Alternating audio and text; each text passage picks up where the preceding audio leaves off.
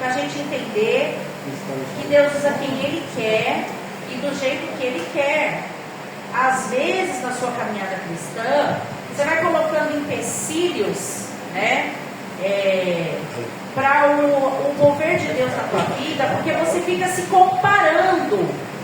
Eu não vou orar porque eu não oro que nem um pastor. Eu não vou cantar porque eu não canto que nem fulano. Meu amor, não fica pensando nisso, nem fica usando a vida das pessoas como parâmetro. Deus levanta e usa quem Ele quer e do jeito que Ele quer. E nós temos visto os dias se apertarem e as coisas. Eu vi um meme muito engraçado. Jesus, aquele rapaz do The Chosen que faz o papel de Jesus, falando assim: menos um ano para minha volta. Quando virou o ano, menos um ano para minha volta. A gente leva na brincadeira porque a gente é divertido, mas a gente sabe que é sério. Então, se Jesus está às portas, aí eu fico preocupado em que unção que eu não recebi ainda, por que eu não estou fazendo tal coisa na igreja ainda? Assim, não vou dizer que seja o pensamento de vocês, mas aleatoriamente a gente pode vir a pensar essas coisas, entendendo às vezes que obra de Deus é só o que se faz aqui nessas quatro paredes. Não é, igreja. Não é. Sabe quando Jesus vai falar assim: eu tive fome, eu tive sede, eu estive nu. Então a gente vai entender exatamente o que é cristianismo. Cristianismo não é isso aqui, ó, pegar o microfone ou fazer qualquer coisa aqui dentro. Faz parte do pacote, mas o cristianismo em si não é nada disso. Olha aí. Eu posso estar aqui será fazendo certinho a doutrina, do jeitinho que a gente entende que tem que ser feito para ser crente, para ser considerado evangélico, e meu coração está completamente distante de Deus. Olha aí, verdade. É só teatro, que às vezes parece até circo. Nós estamos falando de um Jesus simples, apesar de ser todo poderoso, maravilhoso, já estava desde o princípio. Ele é simples. É verdade. Nós é que complicamos. Complicamos por quê? Principalmente nós que estamos vivendo essa atualidade, nós complicamos porque nós ficamos pensando demais, pensando no que vai vir, se desesperando demais e declarando que servimos o Todo-Poderoso. É isso que a gente faz. Olha aí. Você é de quem? Eu sou de Jesus. Eu sou de Jesus. A primeira luta que aperta o calo da gente, a gente tem mais de Jesus. Olha isso. A gente já dá lugar para a incredulidade, já dá lugar para o medo, já dá lugar para um monte de situações. Se nós somos de Jesus, significa que a gente pertence a Ele.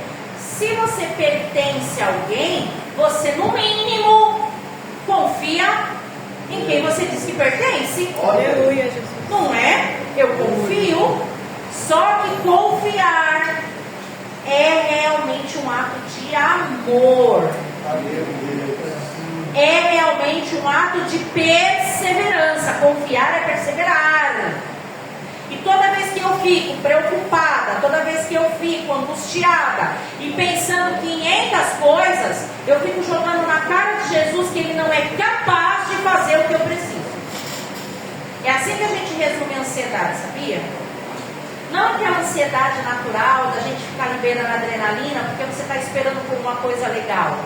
Que nem quando a gente ia para passeio de escola que você não dormia à noite, era aquela adrenalina, amanhã você falava a semana inteira disso na sala, não aguentava mais chegar o dia, e aí você não dormia, meu Deus do céu, e no outro dia a mãe não tinha trabalho nenhum para te levantar da cama, você já estava pronto para mochilar nas costas. Aquela ansiedade é boa, mas a ansiedade com excesso de futuro é aquilo que, é isso que nós fazemos. Eu fico falando, Jesus, senta aí, deixa eu te falar. O senhor não está sabendo trabalhar, tá? O senhor está fazendo de um jeito que não está alcançando aquilo que eu estou precisando. O que a gente precisa para o tempo de agora. Só que o tempo de Deus não é o nosso. Eita. A gente quer o já, o agora. E Deus é Deus de já, mas dentro do tempo dele. Porque o tempo dele é Aleluia. Nosso não é, mas o dele é. Certo? O Senhor faz as coisas certinho, do jeitinho que tem que se fazer. Nós não, a gente é tudo abafado. A gente se antecipa e fica sofrendo e adoece. E Jesus lá no controle. Aí Ele te traz para a igreja, para você cantar para Ele e ainda dá uma palavra para tentar te refrigerar, te deixar menos angustiado, colocar então porção de fé no teu coração através do Espírito Santo, que é para ver se você dá uma segurada. Vamos reclamar menos? Vamos, filhinho? Vamos dar uma palavra que é para ver se tu para de reclamar tanto. Se tu para de achar tanto que, meu Deus do céu, vai dar nunca certo. Mas é porque... eu não tenho sorte, no azar. Não, o nosso vocabulário não entra isso, gente. Eu sou assistido pelo Todo-Poderoso. Meu Deus! A Bíblia diz que os olhos de Deus estão em todo lugar. É verdade, papai. Eu não carrego nenhum patuá. Eu não fico... Nossa, você carrega, você está assistindo aí no YouTube, você carrega patuá? Fica à vontade. É isso que você acredita? Aqui a gente acredita no que a Bíblia diz. Eita. E a Bíblia vai dizer que nós estamos sendo assistidos pelo Deus que criou todas as coisas. Então não tenho necessidade de me apegar a um objeto, a alguma coisa. Nós não cremos dessa forma, de respeito. Mas nós cremos que o cuidado do meu dia, o cuidado da minha vida está nas mãos do Senhor. E como disseram os amigos de Daniel lá na boca da fornalha, o rei lá, escuta tu, ó rei, se Deus quiser, Ele vai nos livrar da fornalha. Aleluia. Então a gente acredita dessa forma, entendeu? Que é o Senhor, nós entregamos os cuidados da nossa vida. Quando a gente ora, a gente coloca tudo isso diante dele e Ele, dentro do querer dele, faz ou não faz. Olha aí. Por isso que tem muito crente que é fiel a Deus e está amargando aí enfermidade. Por isso que tem muito crente que cumpre a palavra, mas está passando por tribulação. Não é ser crente que vai me livrar da tribulação. Não é ser crente que vai me livrar de passar pela escassez, pelo apuro. A palavra que a gente vai ler agora mostra muito isso. Os moços não estavam no Titanic. O Titanic afundou, né? Eles estavam num barco de pesca.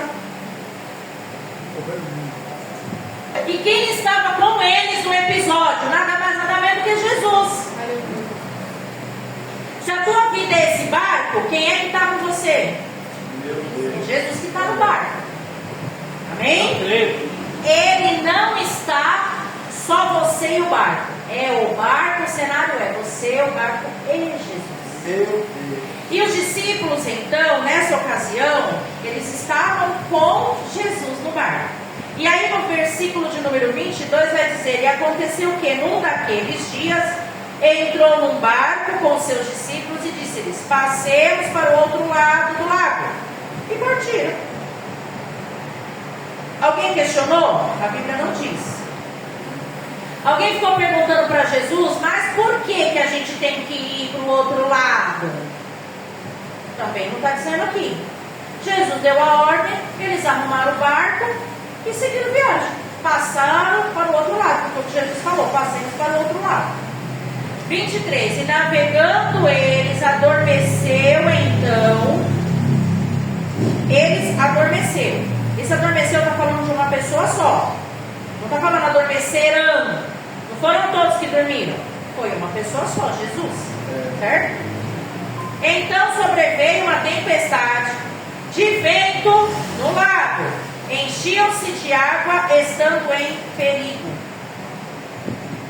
Jesus estava no barco, mas ele não estava acordado.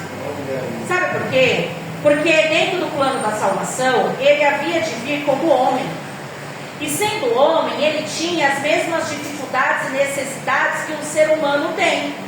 Então ele se cansava. Ele andava muito a pé com os discípulos fazendo a obra, né? Viajando, indo para os lugares. E ele estava cansado, adormeceu.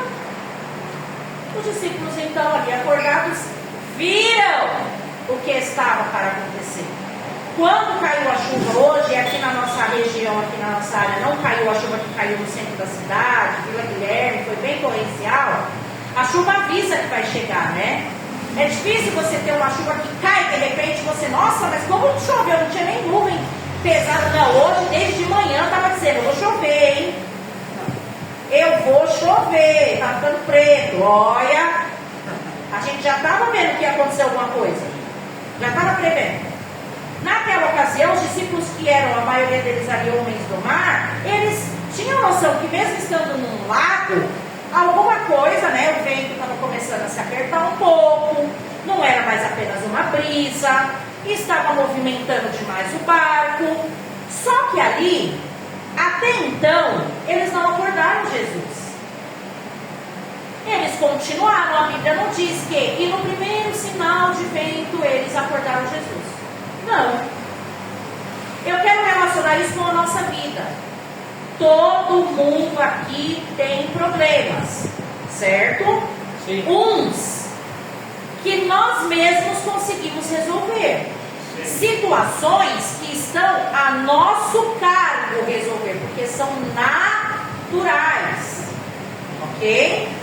Eu sei que eu como determinada coisa e isso atinge o meu fígado. O que eu vou fazer para não ter problema no fígado, e ter uma dor, e ter não sei o que lá? Não vou comer aquilo que eu sei que faz mal. Eu vou fazer a minha parte. Eu sei que o açúcar está muito grande lá no negócio do sangue. O que eu vou fazer? Eu vou evitar comer o açúcar. Eu sei que determinado lugar não me cabe. O que eu vou fazer? Eu vou evitar determinado lugar. Eu sei que determinada situação está me adoecendo porque está desenvolvendo em mim um ódio e rancor. Eu vou correr para Jesus, porque só nele eu vou conseguir a atitude de perdão. Porque perdão é uma atitude. É igual amor. Amor é atitude. Eu posso dizer que eu te amo, mas se eu não demonstro, só são palavras. Certo? Aqui, os discípulos estavam enfrentando já algo que, opa, não está normal isso aqui. Cadê os remos do barco? Está tudo ok? Tá. Tem corda? Tem. Está todo mundo aí atento? Não precisa incomodar o mestre. Por quê? Tudo que dava para fazer, enquanto o anúncio de que a natureza estava preparando ali uma chuva forte, eles fizeram. Era o natural. Só que às vezes a gente fica jogando no colo de Jesus uma situação que é para você resolver, para nós resolvermos. E aí eu fico querendo jogar para Jesus algo que quem tem que fazer sou eu. Sabe aquela história? Ah, depois de morrer em terra. Não é assim não, gente. Eu escutei um vídeo esses dias de uma pessoa falando, quando você adoece, não adoece só você, adoece você e sua família. Porque alguém vai ter que cuidar de você. Verdade. Alguém vai ter que fazer por onde você ter o bem-estar. Você vai ficar aos cuidados de alguém.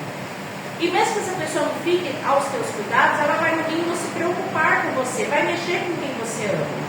Então, cuidar de você são dois atos de amor. Primeiramente, por você mesmo e por quem você ama. E não vai adiantar depois eu tenho que ficar aqui clamando e orando pela tua saúde porque você não se cuidou. Eu oro, Deus atende, dentro do tempo dele. Mas isso podia ter sido evitado, não podia? Então, situações nas nossas vidas, muitas vezes podem ser evitadas porque estão a nosso cargo. É nossa responsabilidade. Como os cristãos que nós somos, está ao nosso cargo nos precaver. Está ao nosso cargo fazer por onde? Não trilhar caminhos tortuosos. Olha aí. Através do que? Da nossa vida cristã. Através do nosso dia a dia cristão. Porque se não for assim, meus irmãos, se não for pela palavra, a gente não é alimentado, a gente vai ficar raquítico. E o raquítico não levanta do lugar. Você já viu uma pessoa com raquitismo? Sabe aquelas imagens da Segunda Guerra Mundial, quando você vê as pessoas lá, os judeus, que estavam em campo de concentração, que é literalmente a pele e o osso? O raquítico é isso, é uma doença. A pessoa, os nutrientes não são absorvidos pelo corpo da pessoa. Ela emagrece a ponto de perder massa muscular. E ela fica exatamente pele e osso. Olha aí. A partir do momento que eu escolho, porque foi uma escolha sua, você foi inspirado pelo Espírito Santo, mas foi você que escolheu. Eu escolho ser cristão. Eu escolho que a minha vida seja dirigida pelo aquilo que me compete é me alimentar. O meu filho, quando era criança, eu dava comida na boca dele até certo ponto, porque ele não sabia comer. Aí ele começou a pegar a colher para tentar se alimentar, e quem sempre finalizava o prato era eu, ou as professoras da escola, que ele começou a ir para a escola muito cedo, até chegar o momento de autonomia. Então ali agora eu fazia comida, colocava no prato, quem tinha que comer? Ele tem 24 anos, eu preciso ficar falando para ele: Gabriel, você lembrou de almoçar hoje? Entenda, quando nós começamos a nossa caminhada cristã, lá no início você aceitou Jesus, você ainda está engatinhando, determinadas situações a gente consegue entender que são da situação da imaturidade que você tem. Mas se você já tem uma caminhada, se você já se batizou, se você já está na igreja, não tem como, tem coisas que você precisa começar a fazer. Porque senão você vai enfraquecer a tal ponto que você só vai vir para a igreja para cumprir um horário. Não é a satisfação de vir cultuar mais. Não é a satisfação de vir cantar, de vir fazer algo para Deus, de estar em comunhão com os irmãos. Tudo isso compete a nós. Do momento que nós entramos, é o Espírito Santo é o responsável por essa atmosfera. Aleluia. Ele vai encontrando espaço no nosso coração e aí ele vai movendo. Mas aquilo que compete a nós, se você não fizer, se eu não fizer, o Senhor não vai fazer. Verdade. Ele podia ter impedido que aquilo acontecesse, mas ele estava ali para ensinar algo para aqueles discípulos. Meu Deus. E então aqueles homens começam a perceber, nós vamos ver aqui na leitura, que a coisa apertou. Já não era mais só o conhecimento que eles tinham, os que eram pescadores, a respeito de enfrentar uma tempestade em alto mar. Eles estavam num lago, mas um lago que era bem, como é que eu posso falar? Ele tinha um certo movimento, não era onda, né? Porque ele também era composto daquilo que derretia, né? Do alto. Isso. Então ele tinha um volume. Mas aquelas pessoas, aqueles homens, quando saíram do que era natural, foi a hora que eles foram acionar o sobrenatural. Aleluia. Quem era o sobrenatural e estava no barco? Jesus. Mas passou primeiro por eles. Passou pelo conhecimento deles. Passou por aquilo que eles já tinham experiência. Mas se eles não fossem preparados, será que eles tinham pensado no natural? O que é possível nós fazermos para controlar essa situação enquanto dá? Não. Eles teriam se desesperado logo de imediato, porque faltaria para eles de repente a experiência. Como é que eu vou crer na palavra se eu não a conheço? Olha aí. Eu não tenho como falar para você que caviar é gostoso ou não. Eu nunca comi. Só escuto o povo de filme, novela, esse povo que come, é um negócio de peixe. Mas já escutei dizer que ele não é gostoso, o povo come só porque é ostentação. Rico come caviar. Eu não tenho como falar para você de uma coisa que eu não conheço, que eu nunca fui, que eu não tenho experiência. Eu vou falar de Bíblia, eu preciso conhecer. Verdade. Eu preciso conhecer para entender. Falar, eu coloquei até nos meus status, não sei se eu compartilhei no grupo da igreja, um menininho que está falando a respeito do orar sem cessar. E a gente analisar que orar sem cessar não é exatamente apenas para que eu fique orando pelas minhas causas, mas o prazer de Deus em ter comunhão conosco. Meu Deus. Verdade, papai. É o outro tripé da vida cristã. A leitura da palavra, o conhecimento bíblico, o alimento para a nossa vida, para o nosso espírito, para estarmos preparados. A vida de oração, que não é só falar o que eu preciso, mas conversar com Deus e Ele ter essa comunhão conosco. Jesus nos dá na palavra dele vários exemplos de como Ele prioriza, e não foi só naquele momento, mas ainda hoje, Ele prioriza comunhão com os seus filhos. Verdade, papai. Ele prioriza o contato com os seus filhos. E o outro que é o jejum, a gente sempre fala aqui. A continuação da leitura vai dizer assim no 24. E chegando-se a ele, o despertaram dizendo. Então, acabou todos os recursos que eles podiam fazer naquilo que era natural. Aí entra a gente agora, ó. O que é natural? O que dá para eu fazer. certo? Agora chegou a hora do desespero. Agora chegou a hora do que não está no meu alcance. É igual segurar a areia. É igual segurar a água. E aí bate o desespero. Aquela conta para pagar, aquele diagnóstico médico terrível, aquela briga em família, o vício. Seja o que for que você não tem controle, te causa medo, te causa angústia, terror. Não é à toa que homens experimentados então se levantam. Jesus era pescador? Não. Jesus era especialista em barcos? E por que eles foram para Jesus? Porque na hora do sobrenatural é só para ele que estava morrendo. Eles fizeram tudo o que eles tinham que fazer. Não deu certo, gente. Vamos acordar o mestre, porque aqui o negócio vai ter que ser milagre. É só dele, não vai ter jeito. Talvez, a gente não sabe, vamos conjecturar, um tenha cutucado o outro na hora que eles estavam tentando lá e começou a apertar. Ai, chama Jesus ali. Não, deixa o mestre dormir. Isso aqui é coisa que a gente está acostumado a fazer. Ai, chama Jesus ali. Até a hora que a água começou a entrar no barco, eles estavam vendo que aquele barco ia a pique e eles iam acabar morrendo. Foram sacudir Jesus. Acorda, mestre! Ô mestre! E aí o texto vai dizer: mestre, mestre, perecemos. E ele, levantando-se, repreendeu o vento e a fúria da água. Estes cessaram e fez-se bonança. Aleluia. Eles fizeram a coisa errada? Não. Eles acordaram quem podia fazer o sobrenatural. Mas o que Jesus fala na sequência traz para nós uma reflexão. Porque Jesus vai dizer assim na parte A do 25: e disse-lhes: onde está a vossa fé? Olha aí.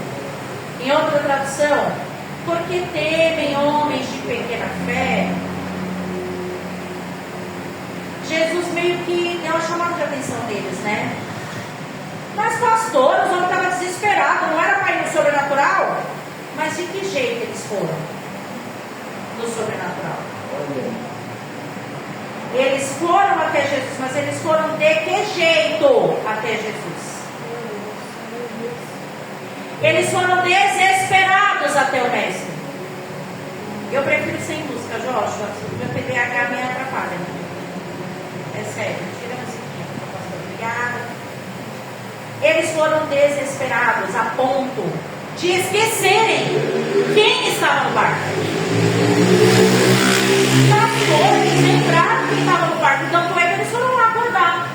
Se eles tivessem mesmo a noção de quem estava no barco, eles teriam se sentado e esperado ver o que ia acontecer.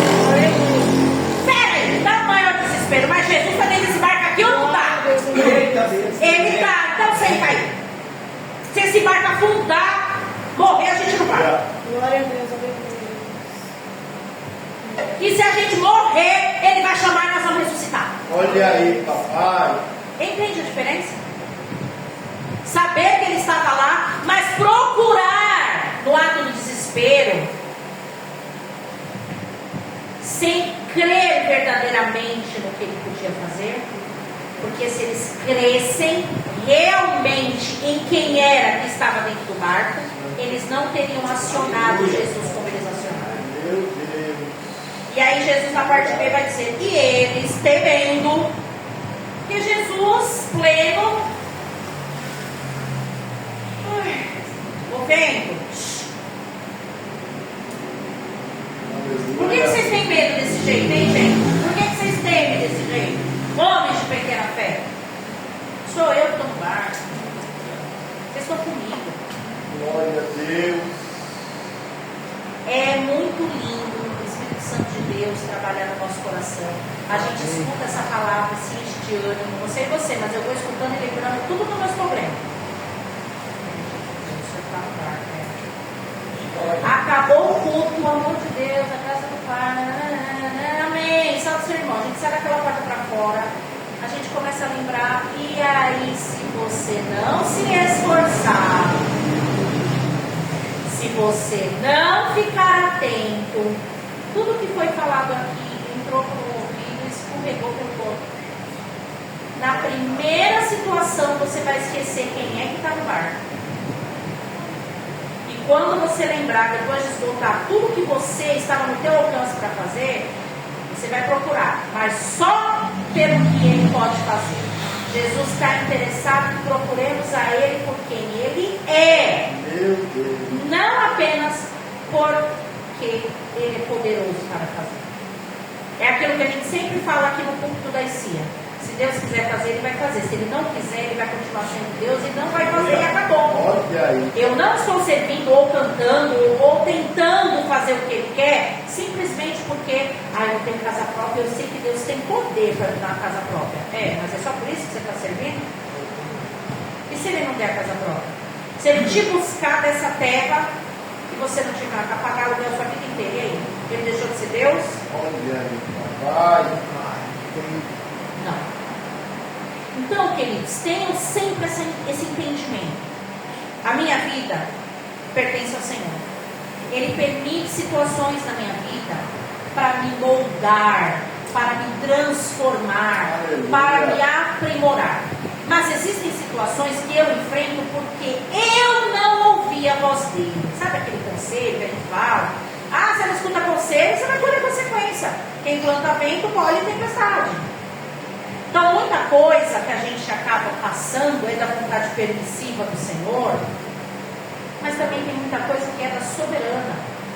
Coisas que você não escolheu, não planejou e acabam acontecendo.